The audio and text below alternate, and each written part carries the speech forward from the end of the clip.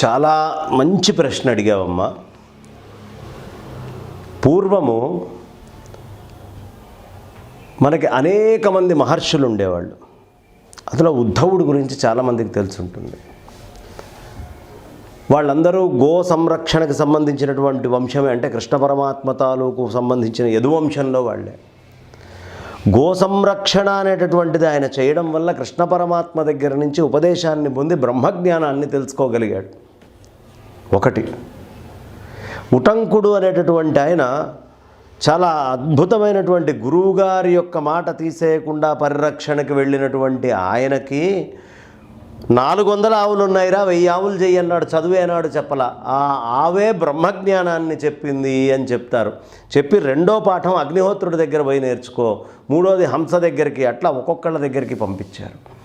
అంటే గోవుకి సేవ చేయడం వల్ల మనిషికి అవసరమైనటువంటి బ్రహ్మజ్ఞానము అనేది లభిస్తుంది.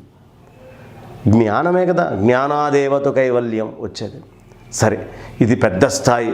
ఈ జీవన్ముక్తులు, జ్ఞానము, యోగము అంత వద్దండి.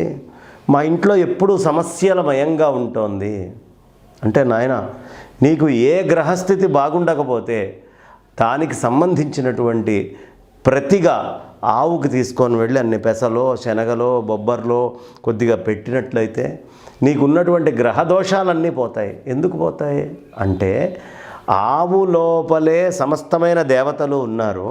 ఆ దేవతలందరూ వరాలు ఇవ్వడానికి సిద్ధంగా ఉంటారు. ఒక్కసారి ఆవు సంతృప్తి పడ్డదా, ఇంత తిని ఆవు లోపల ఉండే దేవతలందరూ సంతృప్తి చెందుతారు. సంతృప్తి చెందినటువంటి దేవతలు నీకేం కావాలంటే అది ఇస్తారు. దీంట్లో అనుమానమే లేదు. ఏం కావాలంటే అది ఇస్తారు. కాబట్టి ఆ గోవుకి చేయడం వల్ల సమస్తమైనటువంటి దోషాలు పూర్తిగా పోతాయి. అసలు ఆవునే పెంచుకుంటే వాడి పుణ్యం ఎవడూ చెప్పలేడు. అపరిమితమైనటువంటి పుణ్యం వాడికి వస్తుంది. ఏమండి, నాకు ఇట్లా చంద్రగ్రహం సరిగ్గా లేదండి, నాకు బుధగ్రహం సరిగ్గా లేదండి, నా గురుగ్రహం సరిగ్గా లేదండి.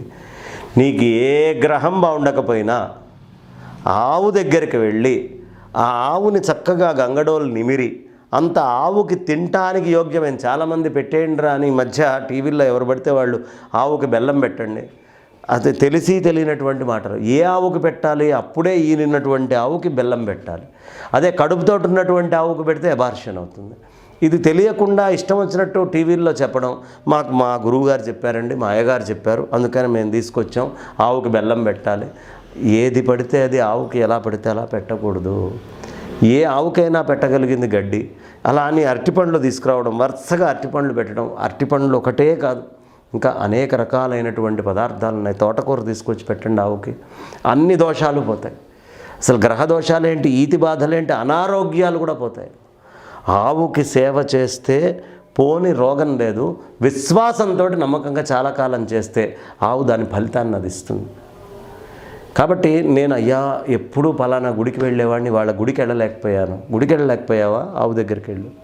నేను అగ్నిహోత్రం చేయలేకపోయాను, అగ్నిహోత్రం చేయలేకపోయావా? ఆవు దగ్గరికి వెళ్ళు. అంటే భారతదేశంలో వైదిక ధర్మము, నువ్వు ఏ పని చేయలేకపోయినా ఆ పనిని సాధించడానికి ఎక్కడికి వెళ్ళు? సురభి దగ్గరికి వెళ్ళు, ఆవు దగ్గరికి వెళ్ళు. నీకేం కోరిక ఉంటే అది ఆవు ఇస్తుంది. కొంతమందికి ఆవుకు చెప్పే అలవాటు ఉంటుంది. మీరు గమనించండి, ఆవు కనుక మనం వెళ్ళి ఒక 4 రోజులు మాట్లాడితే 5వ రోజు నుంచి, మొదటి రోజు నుంచి వినే ఆవులు కూడా ఉంటాయి. 5వ రోజు నుంచి మనం ఏం మాట్లాడుతున్నా చాలా శ్రద్ధగా చెవు ఇట్లా ముందరికి తెచ్చి వింటుంది. మీరు గమనించుకోండి. అంత శ్రద్ధగా మన ఇంట్లో మన పిల్లలు వింటారో వినరో, లేకపోతే మనకు సంబంధించిన మిగతా వాళ్ళు వింటారో వినరో, కానీ ఆవు వింటుంది. మీరు ఒక్క ఆవు దగ్గరికి వెళ్ళండి, దాంతో మాట్లాడుతూ ఉండండి, అన్నీ ఏదో అట్లా మాటలు చెప్తూ నిమురుతూ ఉండండి. 5వ రోజుకి ఆ ఆవు యొక్క ఆ చెవులు మొదటి 4 రోజుల కంటే విభిన్నంగా మీకు కనిపించడం ఆరంభమవుతాయి. ఎందుకంటే వింటోంది ఆ తల్లి, అన్నీ అర్థం చేసుకోగలుగుతుంది. అది ఆవు యొక్క ప్రత్యేకత. ఆవు నుంచి వచ్చేటువంటి శబ్దము ఓంకారాన్ని ఎలా ఉచ్చరిస్తే యోగ్యమో అలా ఉంటుంది. కాబట్టి శబ్ద దోషాలు ఆవు నుంచి పోతాయి. దృష్టి దోషాలు, మనకి ఎక్కడికైనా బయటికి వెళ్తే కావాల్సినంత దిష్టి, కొద్దిగా దిష్టి ఇవాళ రేపు ప్రతివాడు ఎదుటివాడిని చూసి ఏడవడం, వాడు ఇంత స్థాయి, వాడు ఇంత డబ్బు సంపాదించేశాడు, వాడు అది చేశాడు, ఇది చేశాడు, నువ్వేం చేసావో ఆలోచించుకో అనాల్సింది పోయి పక్కవాడు ఏం చేస్తున్నాడు అని వాడి మీద దృష్టి పెడతాడు. ఆ దృష్టి అనేటటువంటిది మన మీద ఏది ఉన్నా ఆ దోషమంతా కూడా ఆవుని ఒక్కసారి చూసి దాని చుట్టూ ప్రదక్షిణం చేసినంత మాత్రాన పోతుంది. ఎలాంటి దృష్టి దోషమైనా పోతుంది. కాబట్టి ఆవు నుంచి దృష్టి దోషం పోగొట్టుకోవాలన్నా, ఆవు నుంచి వాగ్దోషాలని పోగొట్టుకోవాలన్నా, ఆవు నుంచి మనస్సుకి సంబంధించినటువంటి మలాలు పోగొట్టుకోవాలన్నా చాలా తేలిక, అనాయాసంగా పోగొట్టేసుకోవచ్చు. దాన్నంతా కూడా గ్రహాలు అయిపోయినాయి, బ్రహ్మాండాలు అయిపోయినాయి, దేవతలు అయిపోయారు, ఋషులు, యక్షులు, కిన్నెరులు, కింపురుషులు, గంధర్వులు, ఎవ్వరి యొక్క అనుగ్రహం కావాలన్నా, మీకు పేర్లు కూడా తెలియనటువంటి నాగులు, సిద్ధులు, వీళ్ళందరిది పోవాలన్నా ఆవుకొక్కదానికి సేవ చేస్తే అన్నిటికీ పూజ చేసినట్టే. ఆవు మీద ఉండేటటువంటి ఒక్కొక్క రోమము ఒక్కొక్క శివలింగంతో సమానమట. ఎన్ని శివలింగాలు ఉన్నాయి ఇప్పుడు ఆవు మీద? ఒక్కసారి ఆవుకి ఇట్లా హారతిస్తే అన్ని శివలింగాలకు ఒక్కసారి పూజ చేసిన పుణ్యం. అంటే మీరు ఎన్ని గుళ్ళకి తిరిగితే అన్ని శివలింగాలు దొరుకుతాయి.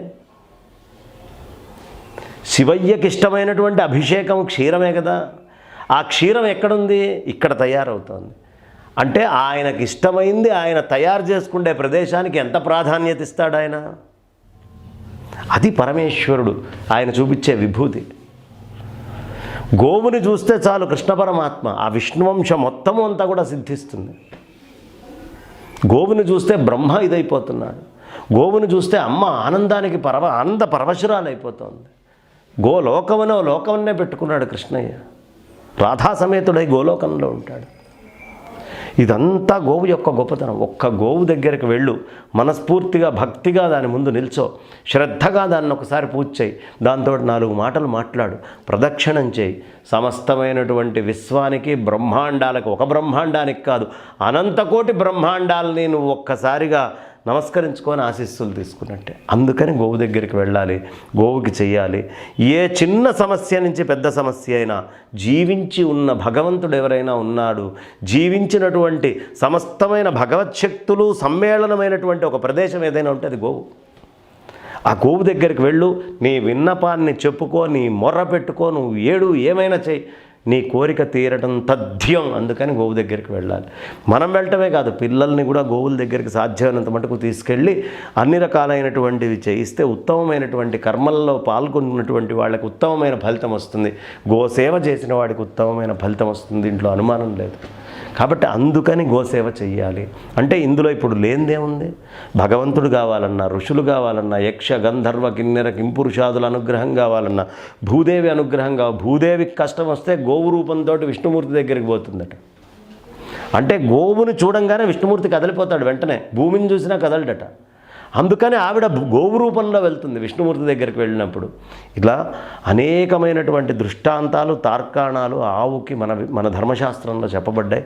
కాబట్టి ఆవుకి సేవ చేస్తే విశ్వం మొత్తానికి సేవ చేసినట్టే, విశ్వం మొత్తం తల్లిగా భావించి నువ్వు సేవ చేసినట్టే. అది గొప్పతనం.